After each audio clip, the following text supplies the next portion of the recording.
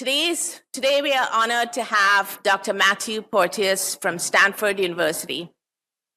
He's an associate professor of pediatrics in the Department of Pediatrics, the Division of Hematology Oncology and Human Gene Therapy at Stanford School of Medicine. His research focuses on developing homologous recombination-based therapies for genetic and other diseases. He also has a clinical practice at the Lucile Packard Children's Hospital, where he's an attending physician for the Pediatric Bone Marrow Transplant Service. His education is from a number of highly regarded colleges all over the country. He graduated from Harvard, completed his MD, PhD from Stanford, did residency training in pediatrics at Boston Children's Hospital, and fellowship training at Boston Children's Hospital and the Dana-Farber Cancer Institute. For his postdoctoral work, he trained with Dr. David Baltimore at MIT and Caltech. During this time, he began studying gene editing and was the first to show that engineered nucleases could be used to precisely modify human cells by homologous recombination. And with that, welcome Matt to the stage. Thank you.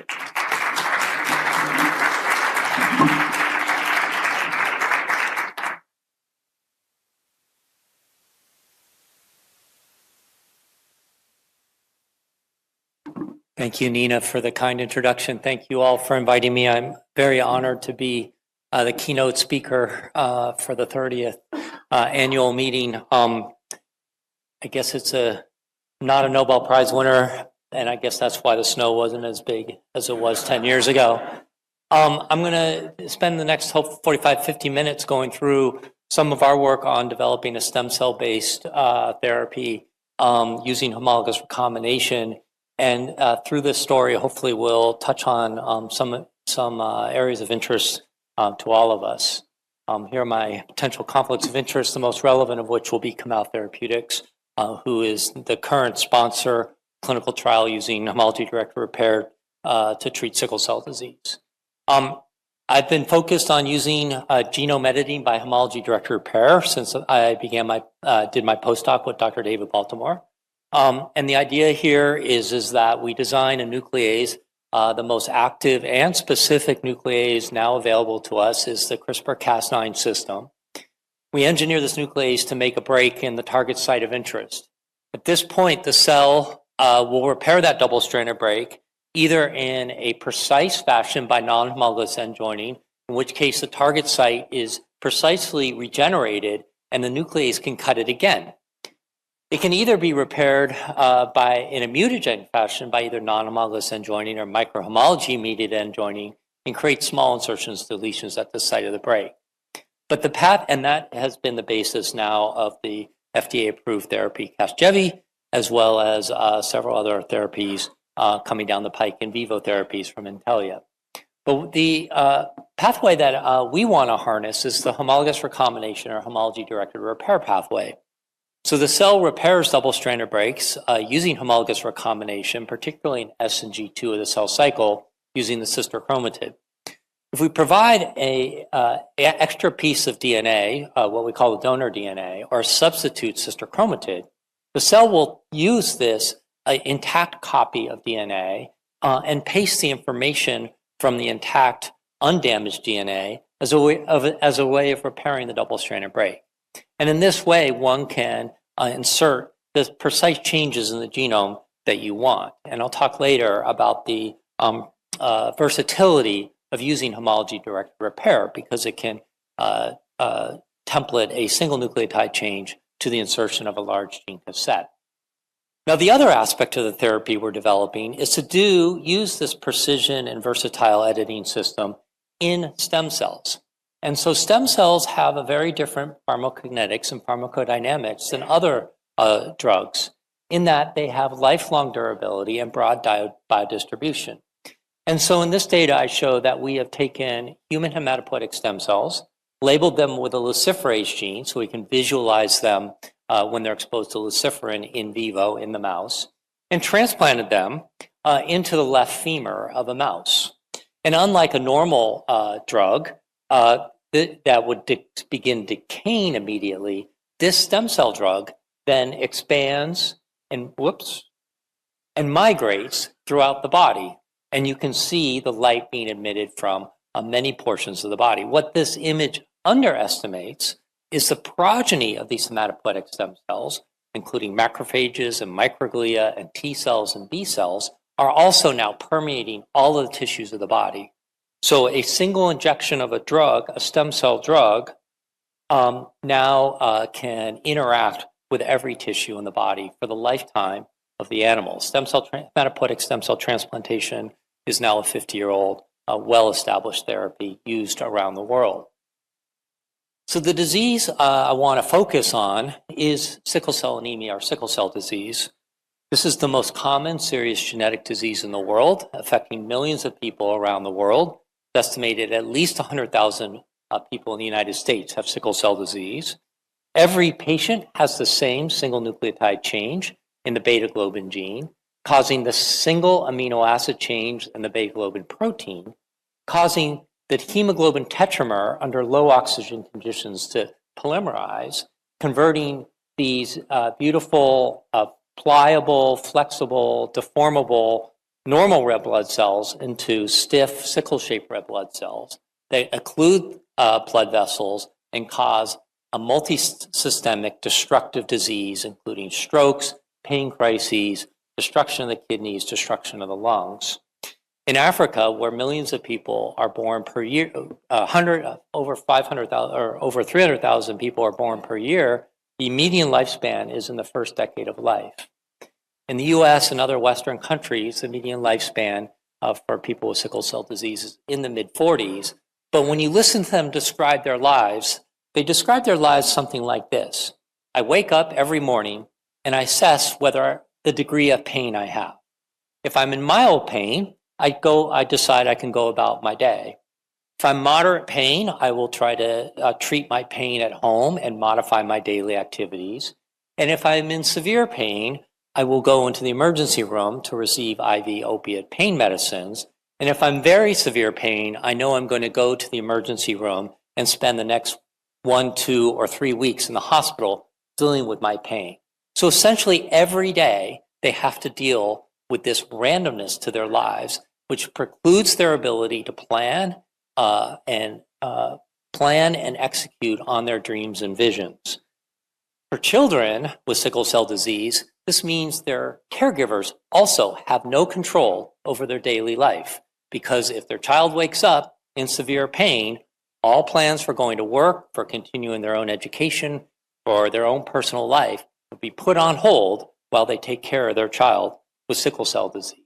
And of course, in Africa, that could be the day or the week that their child dies. So we need to find a cure for this disease, because there's currently no really great therapies for this disease.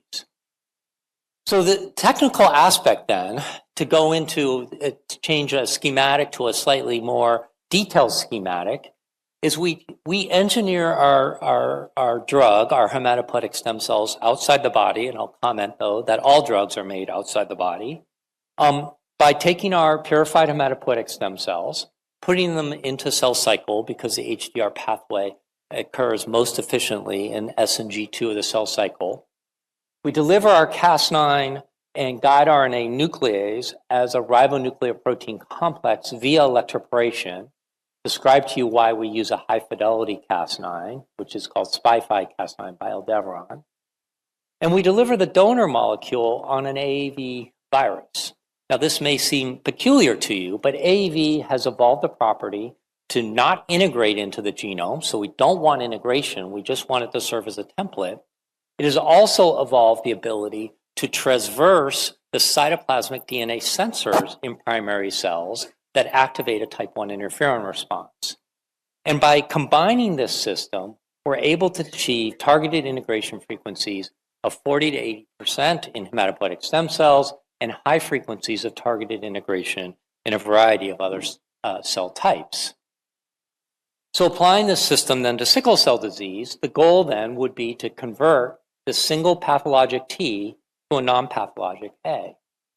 And through a large team of collaborators at my lab at Stanford and in our GMP facility at Stanford, which we call the Laboratory for Cell and Gene Medicine, led by Annalisa, Rasmus, Danny, and Job, we were able to show that in CD34 cells, CD34 being a protein that marks hematopoietic stem and progenitor cells, in cells derived from people with sickle cell disease, we could achieve somewhere between 60 and 70% allele correction of the sickle mutation.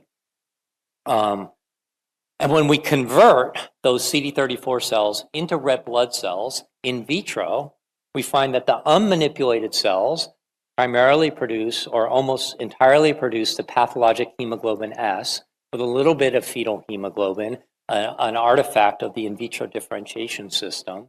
But after going through the HDR gene correction process, we now find that the hemoglobin S is converted almost entirely to hemoglobin A, the non-pathologic hemoglobin that most of us have in our bloodstream. So that's some efficacy studies. What do we have to do in order to successfully file an IND? Now, in January 2024, the FDA finalized their guidance, and it's not complicated. But of course, we were working with them and discussing with them in the years leading up to this finalization of the guidance. And honestly, as I said, it's not that complicated. It seems, people are scared of it, but they shouldn't be. It's actually pretty straightforward.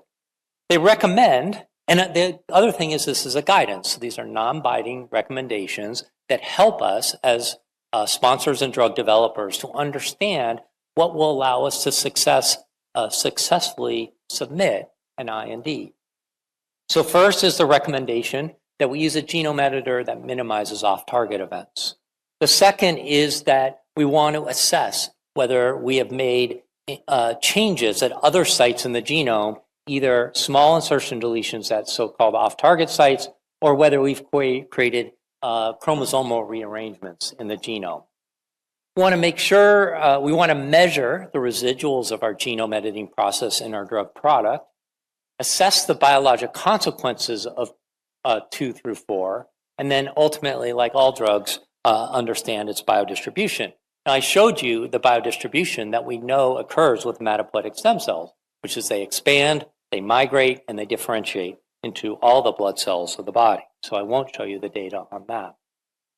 So first, how to minimize our, or increase the specificity of our genome editor. And I'm sorry for the blurry image, the NAC to PC problem for some of my, but we collaborated with IDT, who developed a single amino acid change in the Cas9 nuclease that resulted in a 30-fold reduction in off-target insertions and deletions while not compromising on the on-target HDR editing process. So we have now used this high-fidelity Cas9 as a way of following the recommendation from the FDA.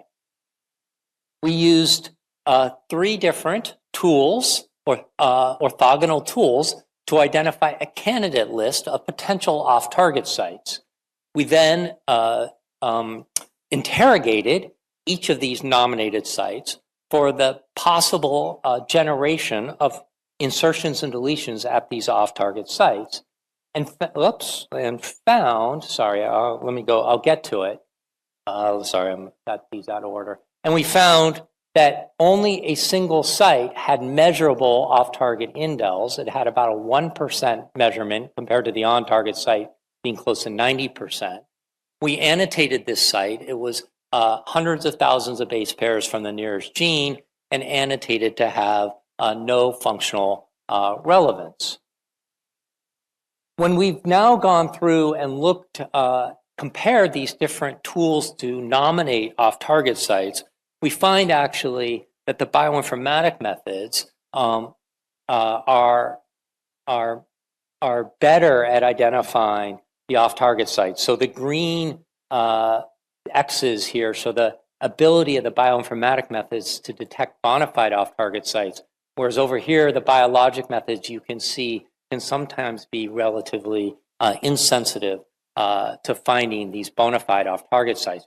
You can also see that there's no single a bioinformatic method that's perfect. And so this gives you, I think, the field room for improvement to find a tool that allows you to create this nomination of off-target sites. I will also say that while we should continue to measure off-target sites, I'm not sure we need to worry about them. And the reason I say this is that we have, everybody has every day in every dividing cell in our body acquiring 10 to 20 new insertions and deletions. We also know that if you fly in an airplane at 30 to 40,000 feet, you're exposed to additional ionizing and mutagenic radiation that generates about 600 million double-stranded breaks in our body. We also know that many safe and effective FDA-approved drugs have genotoxic effects that leave permanent changes in the genome, but they aren't asked to have expensive, that is, money and time studies done. And finally, genome editing has now been around for over 20 years, and despite millions of in vitro experiments, thousands of mice, hundreds of non-human primates, and now probably close to 1,000 human beings treated with a variety of genome editors, including nuclease-based genome editors, I've yet to hear of an example of an off-target event causing a functional outcome. Certainly we can find off-target measures. I just showed you that for our guide RNA, but I've never heard of that off-target causing that cell to behave in an untoward fashion or lead to a malignancy or some other untoward event. So I talked to you about our genotox studies. We also did karyotyping. Now I would say karyotyping was sort of the state of the art 6, 7 years ago, but it's obviously very low throughput as you can only look at tens of cells. And what we know is when we're manipulating a hematopoietic stem cell product, we're manipulating hundreds of millions of cells. So all of these assays always have the caveat that we can't detect something to the limit of detection for that assay. That does not mean, of course, that it's not there in the product. It just means we can't detect it.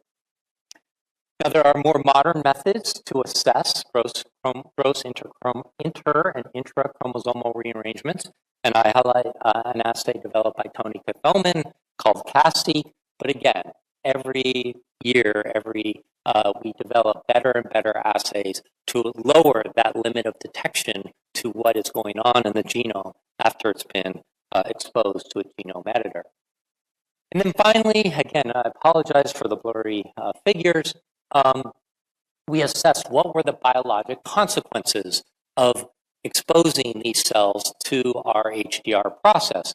And what we can see is that we generate colonies showing that progenitor cells are present, and we see engraftment of our cells in a xenograft model, showing that the cells still retain their function. Now, I'll come back to this slide a little bit later.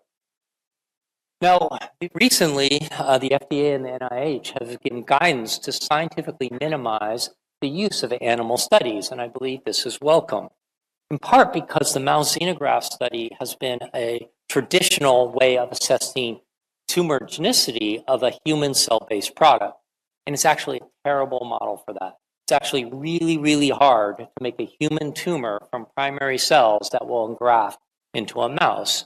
And so I think one could say scientifically, we would like to know that answer, but we do not currently have an in vivo model that accurately and reliably predicts whether a genetically engineered cell has the propensity to turn into cancer. We have many examples now, unfortunately, that the preclinical models did not predict the tumorigenicity of a cell-based product that was infused into humans.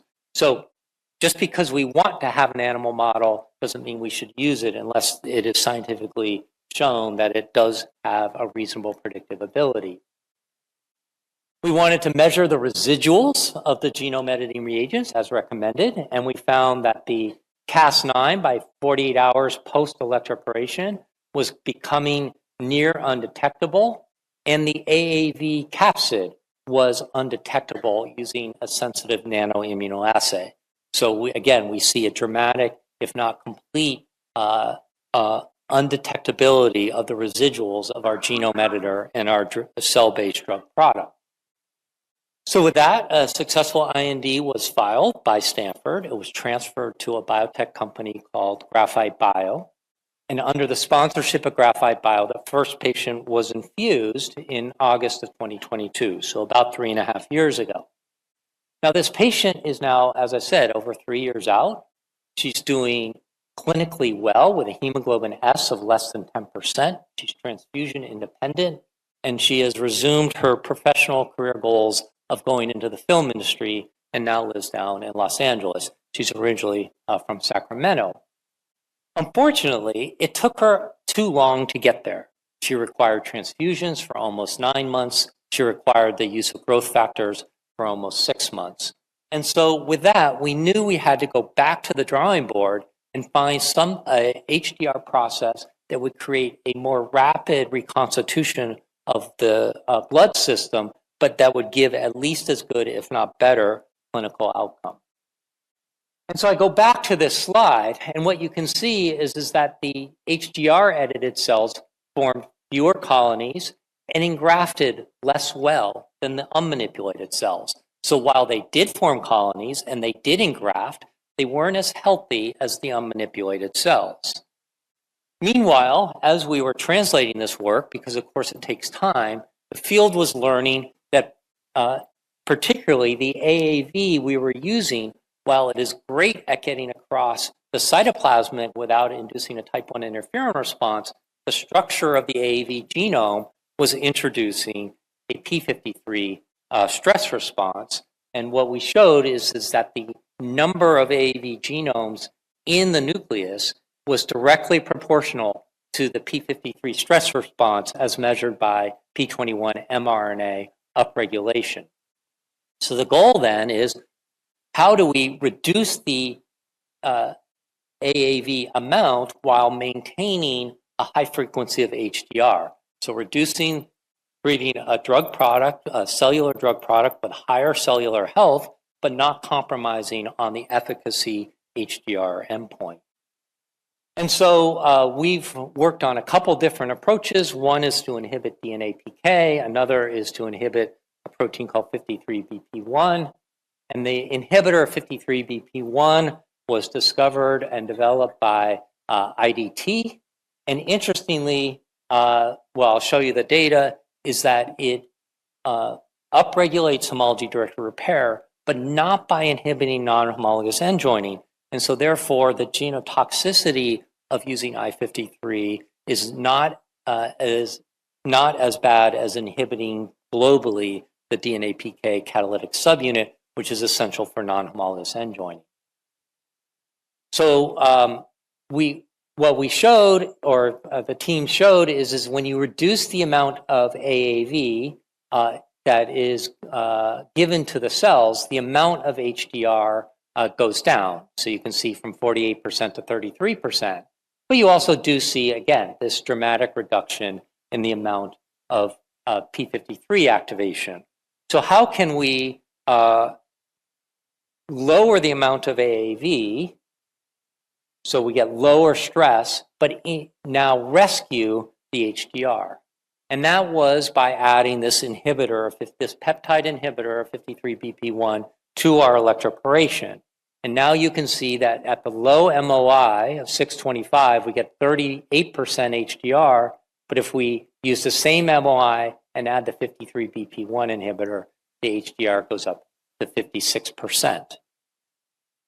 Similarly, we can also see on a cellular basis, we now see that 75% of the cells have at least one allele corrected. In sickle cell disease, which is an autosomal recessive disease, one only needs to correct one of the two alleles. So now in our process development experiments, we find that 75% of the cells have at least one allele corrected.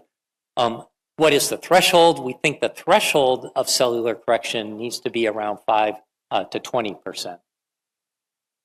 So if we go back now to the xenograft studies and compare version 1, in which we saw a dramatic decrease and statistically significant decrease in the engraftment of version 1 manufactured cells, we now see in version 2 manufactured cells that there's no statistically significant drop in engraftment. And excitingly, not only is there no statistically significant drop in engraftment overall of the human cell product, but the drop in the HDR alleles, which was seen in version 1 of Nulocell, was not seen in version 2. So with this, we went back to the FDA, filed a CMC amendment. It did not require a new IND because the starting materials weren't changed, the fundamental reagents weren't changed. We essentially just changed, we took the same basic recipe and just changed the oven we cooked it in and various different factors. So it was just an amendment, not a new IND. And with that, we have now infused 2 additional patients at Washington University. And Kamel will report what are, I think, going to be really exciting clinical results in 2026. I'm sorry I can't share them with you today. Now, as we think about developing hematopoietic stem cells as a drug therapy for diseases, the manufacturing is only one part of this process. There's 2 other important parts. One is, how do we get the stem cells out of the patient so that we can manufacture them? And how do we give them back as part of the transplant? So how to get them out is the mobilization apheresis part, and then how to give them back is how do you condition the patient to create space in their bone marrow so the incoming cells have a place to engraft and grow and differentiate into blood cells. In terms of the conditioning, we recently at Stanford have been able to show that we could replace in Fanconi anemia chemotherapy with a monoclonal antibody that binds and blocks a receptor for stem cell factor, the CD117 cell surface receptor, and using this monoclonal antibody in the allogeneic setting, we're able to generate 100% donor cell chimerism in 11 out of 12 patients using an allogeneic transplant. A hint that it's possible to even eliminate chemotherapy from the conditioning regimen. Now, this is a little bit cheating because Fanconi anemia is a genetic disease in which the marrow is failing already because of the underlying genetic defect. In sickle cell disease, of course, there's no failing marrow. In fact, it's a hyperactive marrow. So Poonam Malik has shown that actually maybe you don't necessarily have to get completely rid of chemotherapy, but can we reduce the chemotherapy to a level that could be done as an outpatient and not cause any long-term risks such as for loss of fertility or risk of second malignancies? And in her trial for sickle cell disease using a lentiviral vector, she was able to use a lower dose, a single dose of melphalan and achieve really remarkable results. So I think moving forward now, we have this possibility of the gold medal would be to get rid of chemotherapy entirely. The silver medal might be, can we just reduce it enough to achieve the functional aim of being able to do these transplants in an outpatient setting broadly around the world? Now, the second aspect is the mobilization and apheresis. We have to give drugs to patients so that their stem cells come out of the marrow into the blood, where then they sit in a chair all day long while those stem cells are apheresed and purified, and then subsequently purified in the lab. So Zach Creese and his colleagues at Washington University have shown that if you substitute plerixafor, the FDA-approved CXCR4 antagonist, with motixafortide, a longer-acting CXCR4 antagonist, or combine that with natalizumab, you get about a 3-fold increase in mobilization of CD34 cells, which means the amount of days and time that a patient has to sit in that chair go down, and thereby is going to make the patient experience much better and ultimately reduce the cost of the overall therapy.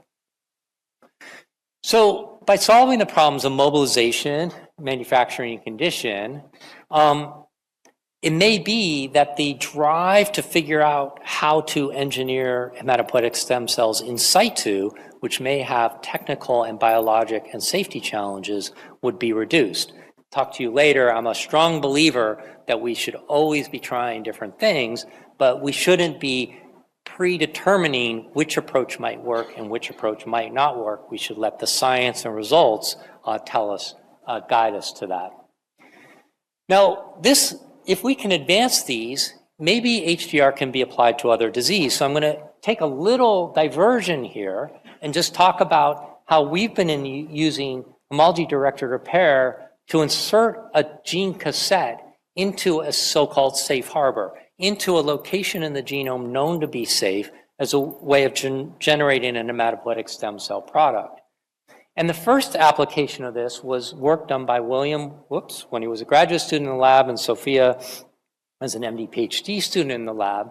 And the idea was to generate long-term HIV resistance by knocking out CCR5, one of the co-receptors for HIV, by knocking in an expression cassette that would deliver highly active, broadly neutralizing antibodies through the B cells that are derived from the genetically engineered hematopoietic stem cells. And so again, the idea is to knock the expression cassette with a B cell specific promoter into CCR5, to do this in hematopoietic stem cells, and it's only once the hematopoietic stem cells differentiate into B cells that then the broadly neutralizing antibody would be expressed. But since the hematopoietic stem cells will generate B cells for a lifetime, we then have a lifetime delivery of these antibodies. And we can see we can get good knock-in. And I won't go through all the data, but we can show by knocking in a cocktail of antibodies, we can generate resistance to many, if not all, of the various different variants of HIV that have been found in humans. So we're excited about this approach as a one-time, durable, lifetime therapy to cure or at least functionally cure HIV. But Sophia's idea then is if we can deliver a broadly neutralizing antibody to HIV using this approach, what about just delivering a therapeutic monoclonal antibody? So instead of going from a drug, a small molecule drug that might be delivered 4 times a day to once a day, or a biologic that might be delivered once every 2 weeks or once every 6 months, how about a therapy that could be given to a patient once?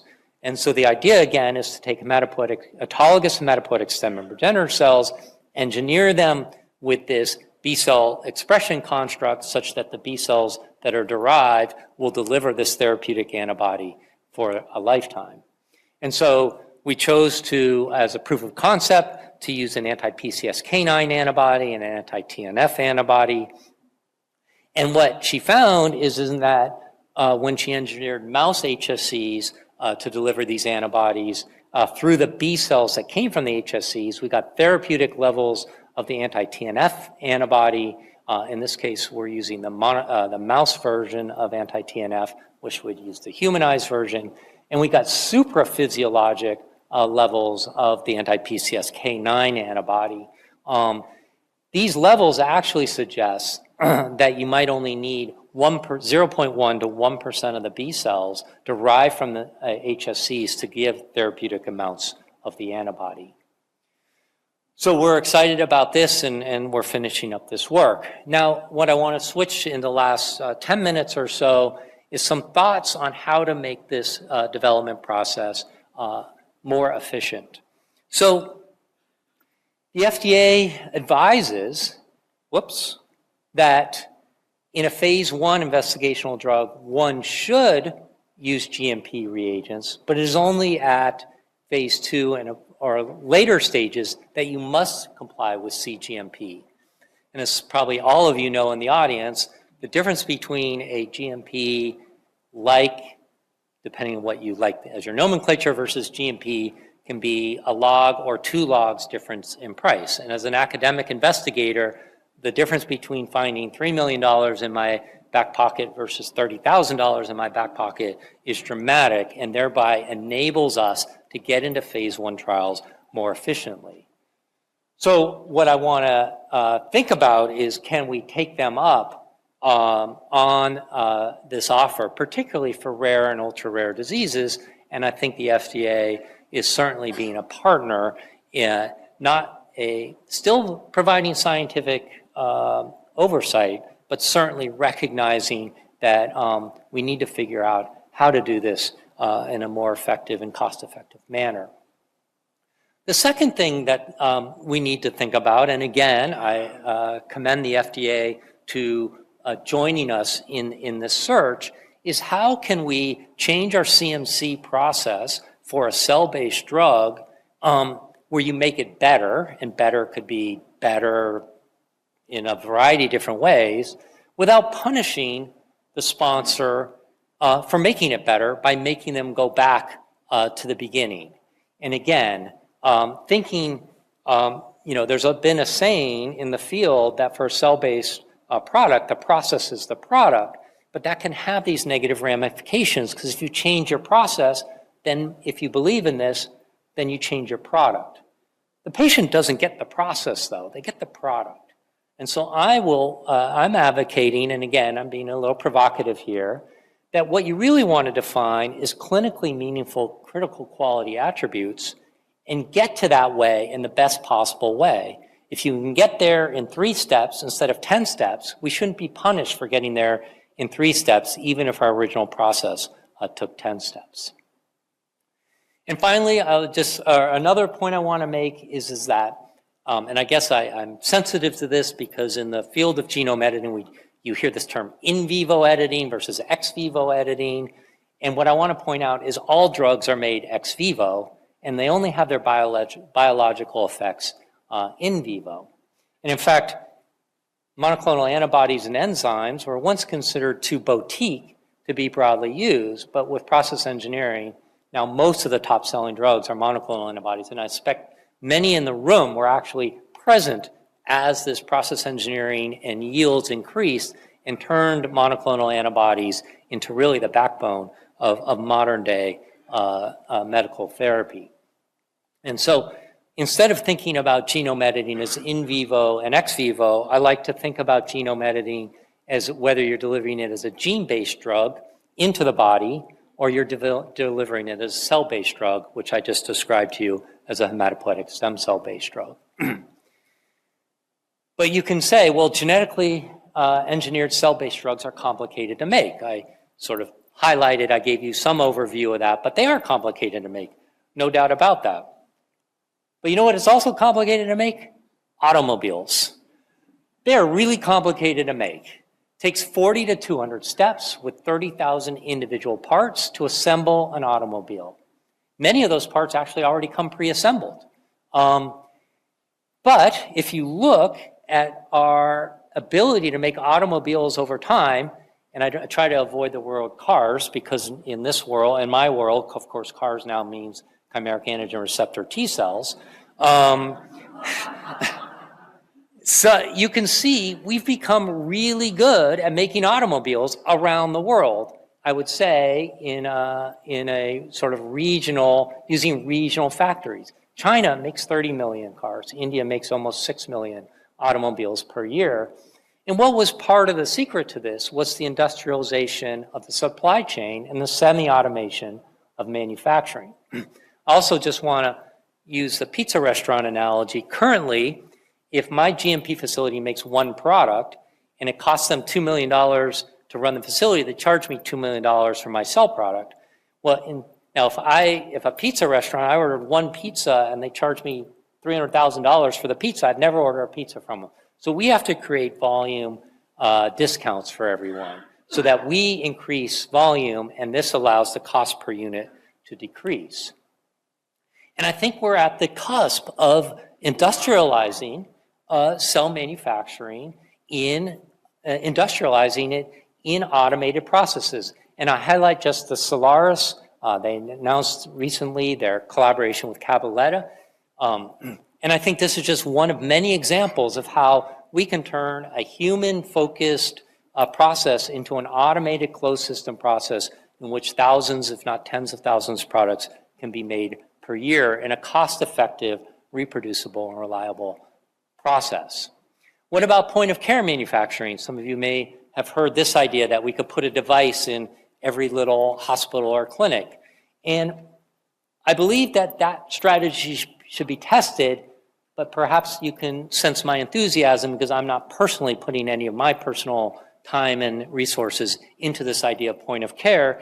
And I go back to the automobile analogy, and actually the analogy of anything that's been industrialized, is we don't usually ask people to make things in their backyard. What we do is we make things in factories where there's well-automated manufacturing, quality control, quality assurance coming through that's centralized with experts, rather than having everybody try to relearn all of this. So I'm a believer in industrialization through factories rather than point of care, but I'm glad other people believe that point of care may work because that gives us competition.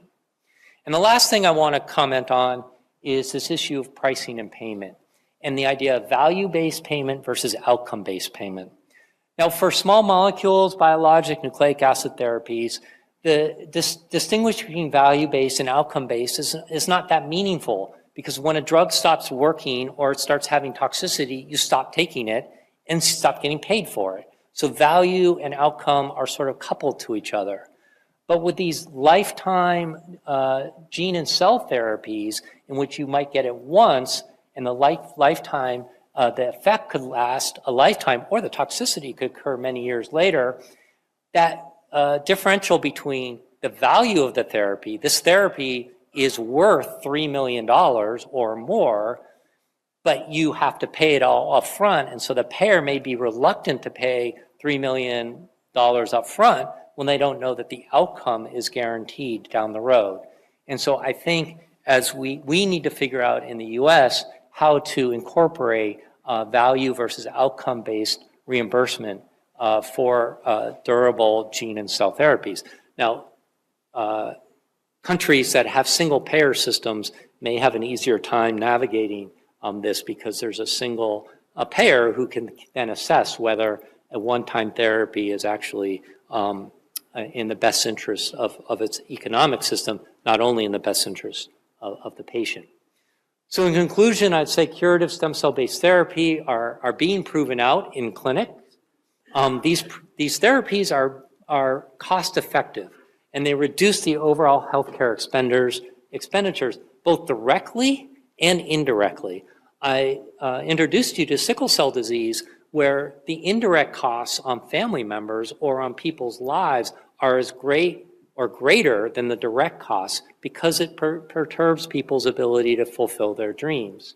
And so by making people healthier and younger, we can reduce the overall healthcare burden. Developmental costs are high, but pathways to reducing those are being explored, and I touched on a couple of those. Continued science-driven regulatory innovation from both investigators and regulatory agents will be essential to increase accessibility. Costs should be addressable as economies of scale and industrialization of manufacturing, including automation and supply chains, gets implemented. Don't think I think that's what we're good at. And reimbursement innovation is an important topic for the field of gene and cell therapies. So for that, I want to thank you for the honor of speaking at the 30th annual meeting. These are some of the great people I get to work with in my lab, in my clinical division of stem cell transplantation, in our Stanford GMP facility, collaborators in academia, in biotech and industry from around the world, funding from a wide variety of sources. And to conclude, I just show you some of the pictures of people in the lab. They're mostly smiling, and you can see that they're smiling because I'm feeding them. Anyone who's run a group knows that feeding people is a good way to put smiles on their faces. But I also want to emphasize, I think the reason our lab has been as successful as it's been is we brought in a variety of perspectives and expertises, and it's only when you bring in that variety can you solve the most important problems in the world. And I expand that to even say you need to bring in expertise in science and regulation and CMC. This is a meeting where you guys have clearly believe in that, and I'm glad to participate in a group of people that feels the same way. Thank you very much for listening to me, and hopefully we have time for a few questions. Again, thank you.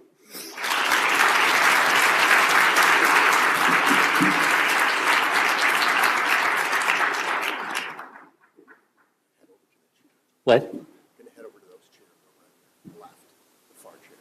And Nita's going to come up for the Q&A. Okay.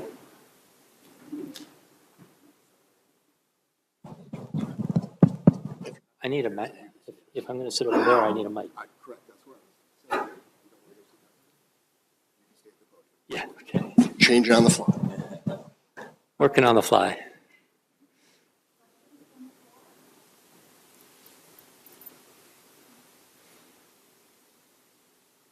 It's up front. On? There it is. There it is. Okay.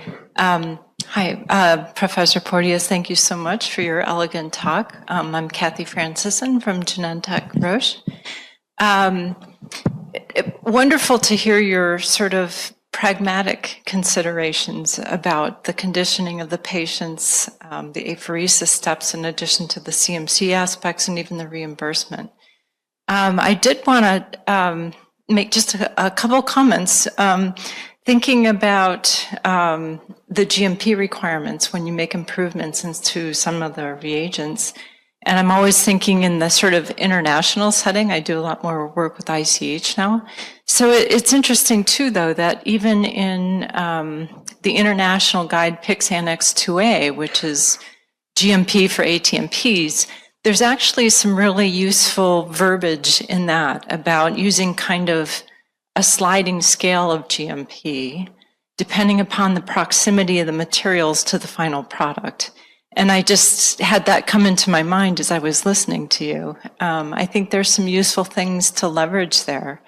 And very, very glad to see your comments about comparability and how do we do that in what's a really pragmatic way for this kind of product. Because it's wonderful to see your improvements. We saw the first products for sickle cell disease like Casgevy actually get the approvals, but tended to see rather slow uptake of those. They're very, very complicated for the patients. So wonderful to see all this coming along. Thank you very much. I think your comment about when is something considered a drug product versus a drug substance intermediate, and I'll probably come pigeonhole you a little later for you to point me in the direction of these gradations of GMP-ness as another pathway to allowing us to get there. So thank you very much for those comments. In the back. Moy Darren Selex. I'm a consultant. So I want to just touch upon what you mentioned about flexibility. And there has been a lot of conversation from FDA about new flexibility that cell and gene therapy products will have going forward. Historically, when I worked at FDA, we exercised a lot of flexibility, which goes back to the conversation of CGMPs and application.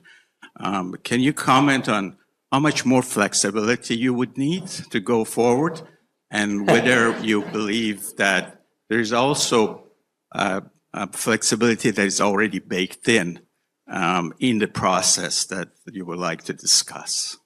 Yeah, thank you. How much more flexibility? I'm going to dodge that question because I don't really know. But what I will, I'm going to flip it around a little bit. And I think, it's our responsibility on the sponsor, drug developer, and not to abuse that flexibility. I think what I guess, the old what keeps you up at night, what I worry about is a sponsor trying to take advantage of the flexibility for financial benefit and sort of undermining that flexibility for the rest of us. So I think it's a partnership here. If they're going to give us flexibility, we have to be responsible in utilizing that flexibility moving forward. How much? I think the how much is maybe it's outcomes driven.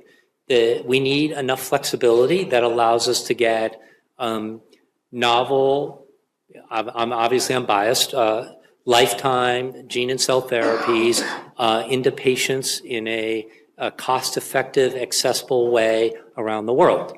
That's the end goal.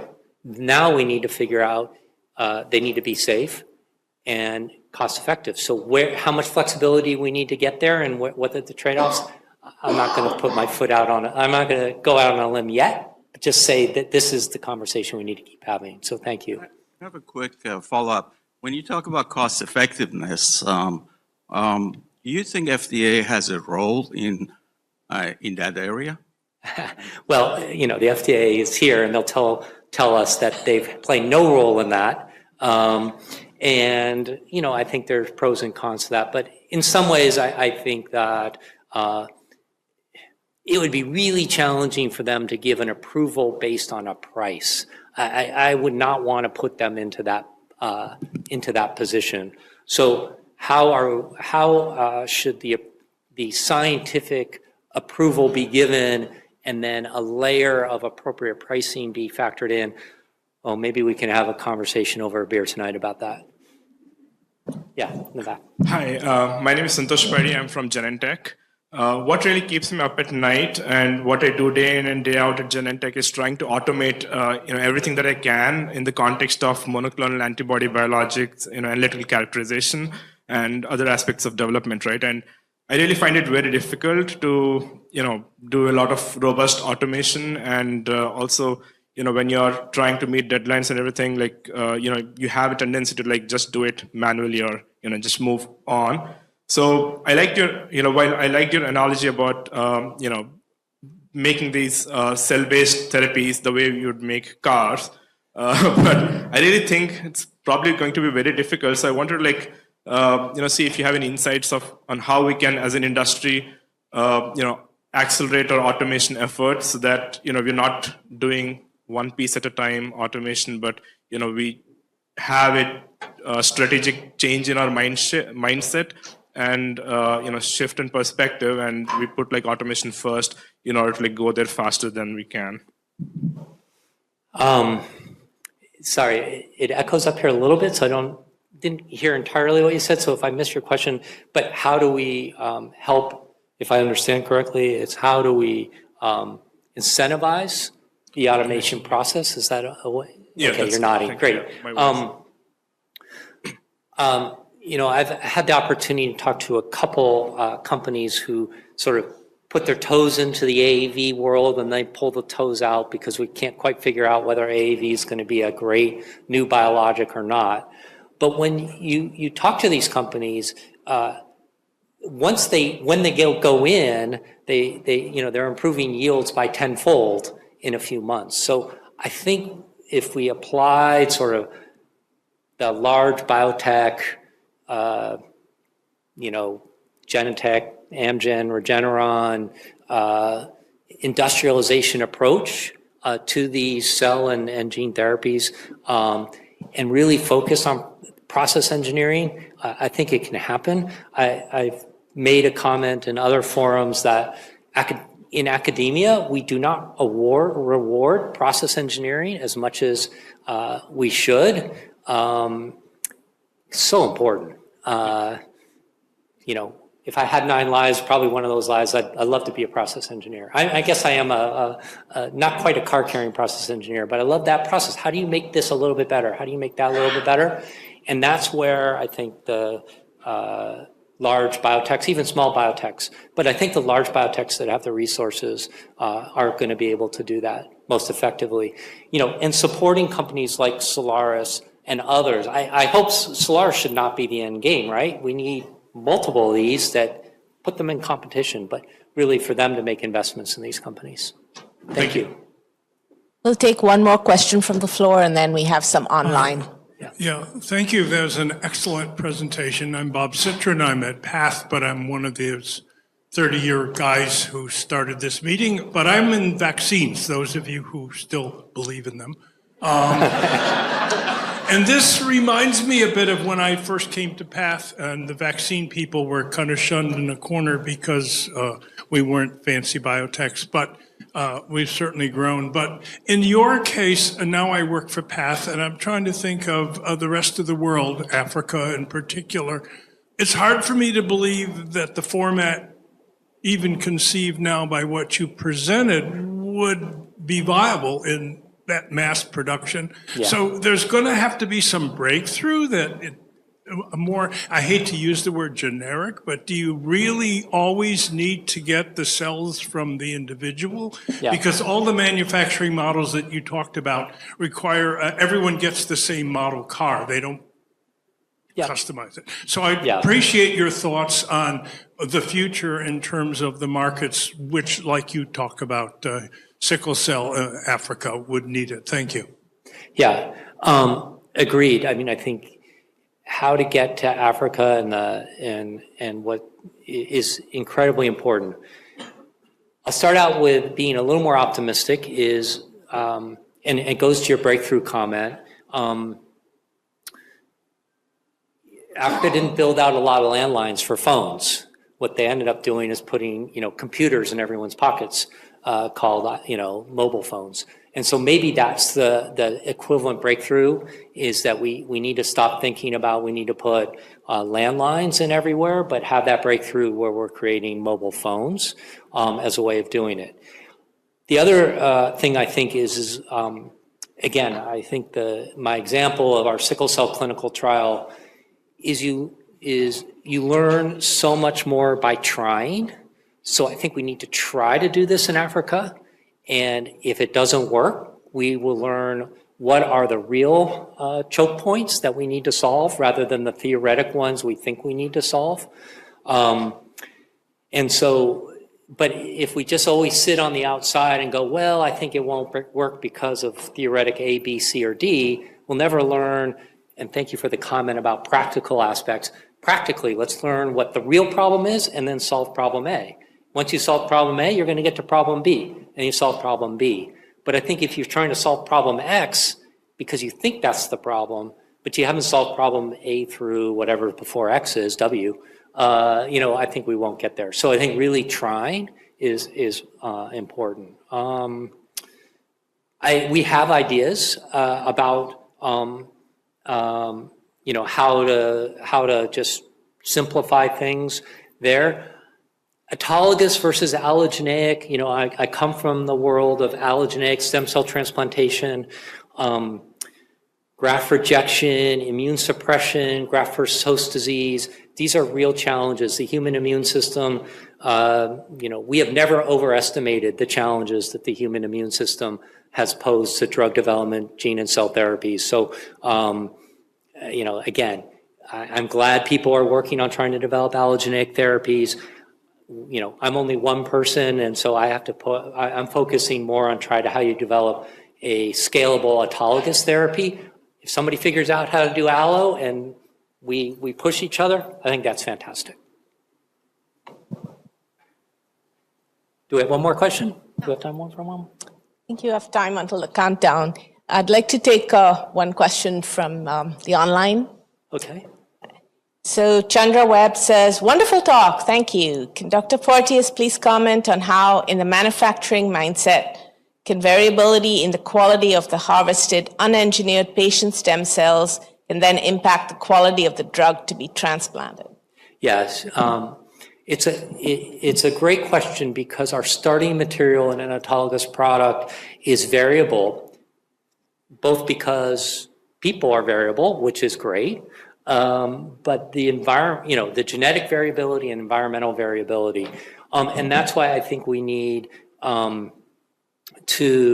so maybe in addition to end product critical quality attributes, we also need to, and again, there's lots of people in this room who know more about this than I do, is both have attributes of your starting material, of the biologic starting material, and even inline analytics that might allow you to say, this needs another day in the oven, whereas this one's ready to come out of the oven. How do we incorporate that to account for the variability in our starting cellular product? Absolutely. Last quick one from online, from Nadine Ritter. Can you comment further on the risk to patients for not assessing manufacturing changes that produce material different from what was previously tested to be safe and effective? Yeah, so that is that, I think gets to the heart of my point about having clinically meaningful critical quality attributes. I think they need to be clinically meaningful so that if the patient gets a product that hasn't been, that was manufactured in a way different from the prior 500,000 patients, how can that patient have confidence that they're going to get the same or better results? And so, maybe the data package around the CQAs has to go beyond, purity, potency, the standard ones, but really, if we're going to take CMC flexibility, maybe we have to, on the back end, say, here's 2 or 3 other attributes that we think will meaningfully predict clinical outcome. Where we have tremendous tools that are dropping in price. We can now in the lab do bulk RNA-seq with a company for $50 a sample with a 3-day turnaround. Just a few years ago where that would have been $1,000 or more with a 1-month turnaround. So I think we shouldn't be afraid of incorporating some of these omics tools into defining our critical quality attributes. I know that's scary for people to think about, but on the other hand, if it saved you 8 digits or 9 digits in manufacturing because you incorporated some sort of omic tool into your CQA, that would actually be cost effective. So it's thinking along those lines. Well, thank you, Dr. Porteus, Thank for you. your terrific presentation, taking us all the way from academia to the patient.